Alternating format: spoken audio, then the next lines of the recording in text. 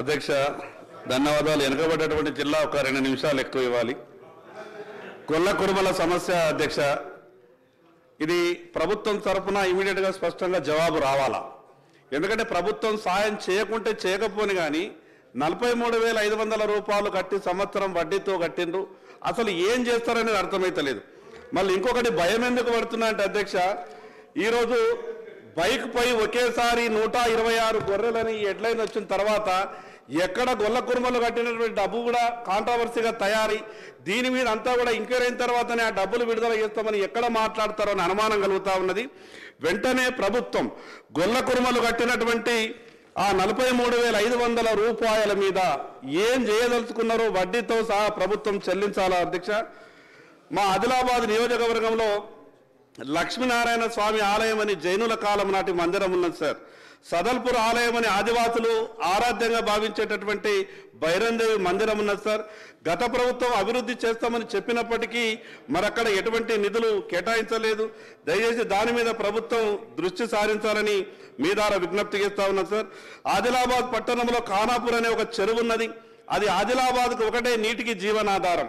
మరి అది గతంలో హైదరాబాద్ ట్యాంక్ బండ్ ఏ రకంగా ఉన్నదో దాన్ని ఆ రకంగా అభివృద్ధి చేస్తామని గత ప్రభుత్వం ప్రకటించింది, కొంత పనులు కూడా ప్రారంభించింది. కానీ మధ్యలోనే ఆపివేయడం వల్ల అదొక దుర్గంధమైనటువంటి పరిస్థితి ఉన్నది. అదేవిధంగా ఆ చెరువంతా కూడా పూర్తిగా అన్యాక్రాంతమైంది కబ్జాల వల్ల. ఆ కబ్జాలు తొలగించి ఆ చెరువును అభివృద్ధి చేయవలసిందిగా మీ ద్వారా విజ్ఞప్తి చేస్తున్నాను అధ్యక్ష. మరి అదేవిధంగా ఆదిలాబాద్ పట్టణానికి ఆనుకుని ఉన్నటువంటి గ్రామ పంచాయతీలన్నింటినీ ఆదిలాబాద్ పట్టణంలో కలిపిండ్రు. అవి గ్రామ పంచాయతీలుగా ఉన్నప్పుడప్పుడు ఎన్ఆర్ఈజీ ద్వారా అక్కడ ప్రజలకు ఉపాధి అవకాశాలు దొరుకుతుండే. పట్టణంలో కలిపిన తర్వాత వాళ్లకు ఎక్స్ట్రా ఫెసిలిటీస్ ఏమీ రాలేదు, కానీ ఉన్న ఉపాధి అవకాశాన్ని కోల్పోయి వాళ్ళు కొట్టుమిట్టాడుతున్నారు. మరి వాళ్లకు ఏదైనా పట్టణంలో కూడా ఉపాధి అవకాశం కల్పించాలని విజ్ఞప్తి చేస్తున్నా సార్. అదేవిధంగా ఫిబ్రవరి 19 తారీఖు నాడు జరిగేటటువంటి శివాజీ జయంతి దినాన్ని ప్రభుత్వం సెలవు దినంగా ప్రకటించాలని విజ్ఞప్తి చేస్తా ఉన్నా. ఇది అందరి శాసనసభ్యులకు సంబంధించినటువంటి విషయం. తిరుపతికి వెళ్ళేటటువంటి భక్తులకు తెలంగాణ ఎమ్మెల్యేలు అక్కడ అకామిడేషన్ కొరకు కానీ దర్శనం కానీ ఉత్తరం ఇస్తే తెలంగాణ భక్తులను తిరుమల తిరుపతిలో అక్కడ సిబ్బంది అవమానపరిచే విధంగా వ్యవహారం చేస్తున్నట్టు చాలా మంది భక్తులు చెప్పడం జరిగింది. కాబట్టి మరి ఇక్కడి ప్రభుత్వం ఎండోమెంట్ వెంటనే అక్కడి ప్రభుత్వంతో మాట్లాడి సిఫారసు ఉత్తరాలను కూడా తీసి బయట విసిరేస్తున్నారని భక్తులు వచ్చి చెప్పడం జరిగింది. కాబట్టి దాని మీద తగు చర్యలు తీసుకోవాలని మీ ద్వారా ప్రభుత్వానికి విజ్ఞప్తి చేస్తా ఉన్నా. చివరి సార్, ఆదిలాబాద్లో ఆర్ఓబి ఆర్యూబి 2 మంజూరు చేసిండ్రు. కానీ దాదాపు మంజూరు చేసి 7.5 సంవత్సరాల తర్వాత పనులు మొదలై మధ్యలోనే ఆగిపోయినాయి. ల్యాండ్ ఎక్విజిషన్కు సంబంధించినటువంటి నిధులు విడుదల చేయలేదు, కాంట్రాక్టర్కు సంబంధించినటువంటి నిధులు విడుదల చేయలేదు. కాబట్టి పనులు మధ్యలోనే ఆగిపోయినాయి. కాబట్టి సంబంధిత శాఖ మంత్రి వర్యులు దీని మీద తమ ద్వారా వారికి విజ్ఞప్తి చేస్తున్నాను, తొందరగా నిధులు విడుదల చేసి న్యాయం చేయాలని. ఇంకో చిన్న విషయం సార్, ఆదిలాబాద్ పట్టణంలో ట్రాఫిక్ వ్యవస్థ పూర్తిగా అస్తవ్యస్తంగా ఉంది. ముందే చిన్న రోడ్లు, ఇరుకున్నటువంటి చిన్న రోడ్లకు కాంట్రాక్టర్లకు లబ్ధి చేకూరే విధంగా నేషనల్ హైవే మీద కట్టేటటువంటి పెద్ద పెద్ద డివైడర్లు కట్టిన కారణంగా అక్కడ ట్రాఫిక్ సమస్య విపరీతంగా ఉంది. కాబట్టి దాన్ని పరిష్కరించాలని విజ్ఞప్తి చేస్తా ఉన్నాను. వెనుకబడ్డ జిల్లా సార్ ఆదిలాబాద్, ఉపాధి అవకాశాలు లేవు. అక్కడ గతంలో విపరీతమైనటువంటి జిన్నింగ్లు ఉండే, 110 జిన్నింగ్లు ఉంటే చిన్న చిన్న పరిశ్రమలకు సబ్సిడీలు విడుదల చేయని కారణంగా 75% జిన్నింగ్ ప్రెస్సింగ్లు మొత్తం మూతపడ్డాయి. వెంటనే వాళ్లకు సంబంధించినటువంటి 9 సంవత్సరాల నుంచి పెండింగ్ లో ఉన్నటువంటి ఆ సబ్సిడీలు విడుదల చేసి మాకు న్యాయం చేయాల్సిందిగా విజ్ఞప్తి చేస్తా ఉన్నాం సార్. చివరి సార్, ఆరోగ్యశ్రీ 5 లక్షల నుండి 10 లక్షలు చేసిన మనం చెప్తున్నాం. కానీ రోగులు దవాఖానలకు వెళ్తే ఈ రోగము ఆరోగ్యశ్రీలో కాదు అని రోగులను బయటకు పంపిస్తా ఉన్నారు. మనం ఈ శాసనసభ ద్వారా ప్రచారం చేసినాం, 5 నుంచి 10 లక్షలు చేసినాం కాబట్టి ఎవరు వెళ్ళినా కూడా సాయం దొరుకుతుందని చెప్పినాం. కానీ అది పేపర్ మట్టికే ఉన్నది. రోగులకు మాత్రం సరైన రీతిలో ఒక్కటేసారి ఈ శాసనసభ ద్వారా ఒక డైరెక్షన్ వెళ్ళాలా, ప్రభుత్వం నుంచి ఒక డైరెక్షన్ వెళ్ళాలా. రోగి ఏ రోగంతో నచ్చినా సరే ఆసుపత్రికి వెళ్ళాలంటే అతనికి వైద్యం దొరికితేనే ప్రభుత్వం ఏదైనా సాయం చేసినట్టు అవుతుంది. యాక్సిడెంట్ అయితే సార్ రోగికి తెలుస్తుందా ఫలానా భాగంలో ఇరిగితేనే ట్రీట్మెంట్ అవుతుంది కాబట్టి ఫలానా భాగంలో ఇరగొట్టుకుంటాడా? జాయింట్లో ఇరిగింది కాబట్టి ఇది వర్తించదంటారు, ఇది ఎడమ పక్కకి ఇరిగింది కాబట్టి వర్తించదంటారు. ఏ పక్కకి ఇరగాలనేది ఎట్లా తెలుస్తుంది సార్? అందుకే రోగికి ఏ అవసరం ఉన్నా కూడా ఆరోగ్యశ్రీలో అన్నింటినీ కవర్ అయ్యే విధంగా ప్రభుత్వం నుంచి డైరెక్షన్ ఇవ్వాల్సిందిగా మీ ద్వారా విజ్ఞప్తి చేస్తున్నాను సార్.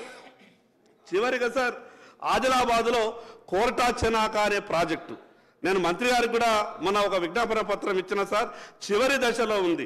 ల్యాండ్ ఎక్వేషన్కు సంబంధించిన డబ్బులు విడుదల చేస్తే దాదాపు ఒక 40 నుంచి 45,000 ఎకరాలకు ఆయకట్టు వచ్చేట అవకాశం ఉన్నది. కాబట్టి మిగతా ప్రాజెక్టుల మీద మీరు ఎంక్వైరీలు చేయండి, తప్పులేమన్నట్టు ఏమి చేయండి, కానీ మధ్యలో ఆగిపోయినటువంటి వాటికి మాత్రం భేషజాలకు పోకుండా గతంలో ఉన్నటువంటిది ప్రజల ప్రభుత్వమే, ఇప్పుడు వచ్చినటువంటి ప్రజల ప్రభుత్వమే. తప్పులుంటే వాటి మీద మీరు విచారాలు చేయండి, ఏమన్నా చేయండి, కానీ కొద్దిగా నిధులు ఉన్నటువంటి ప్రాజెక్టుల మీద వెంటనే నిధులు విడుదల చేసి సాయం చేయాల్సిందిగా మీ ద్వారా ప్రభుత్వానికి విజ్ఞప్తి చేస్తున్నారు. చివరిది సార్, ఎండోమెంట్కు సంబంధించినటువంటిది. ఎండోమెంట్ డిపార్ట్మెంట్ ద్వారా కామన్ గుడ్ ఫండ్ CGF కింద మంజూరులు చేసిండ్రు. ఎన్నికల కన్నా ముందు ప్రతి మందిరంకు పోయిండ్రు. 50 లక్షల కోటి రూపాయలు 2 కోట్లు 3 కోట్లని కాగితాలు ఇచ్చారు. కానీ ఏ ఒక్క మందిరానికి 10 రూపాయలు కూడా విడుదల చేయలేదు. ఆ రకంగా హిందూ మనోభావాలను దెబ్బతీసే విధంగా మంజూరీలు మాత్రమే ఇస్తారు, నిధులు మాత్రం విడుదల చేయరనే విధంగా ఒక చర్చ ఉన్నది. ధూపదీప నైవేద్యాలకు సార్ అవి ఇచ్చేటియే కొన్ని 2,000 3,000 రూపాయలు. దానికే ఇప్పటి వరకు సంవత్సరాల తరబడి పూజారులు అక్కడ మందిరంలో పూజలు చేస్తే కూడా పాపం వాళ్ళకు ధూపదీప నైవేద్యం ద్వారా 1 రూపాయి విడుదల కాలేదు. కొత్తగా ఉన్న కొన్ని మందిరాలకు ధూపదీప నైవేద్యంలో డబ్బులు ఇవ్వాలా, వెంటనే ప్రభుత్వం ఆ నిధులను విడుదల చేయాల్సిందిగా మీ ద్వారా విజ్ఞప్తి చేస్తున్నా సార్. చివరి సార్ సాత్నాల ప్రాజెక్ట్ అనేది ఆదిలాబాద్ లో ఉన్నది. 30 సంవత్సరాల క్రితం నిర్మితమైనటువంటి ఆ ప్రాజెక్ట్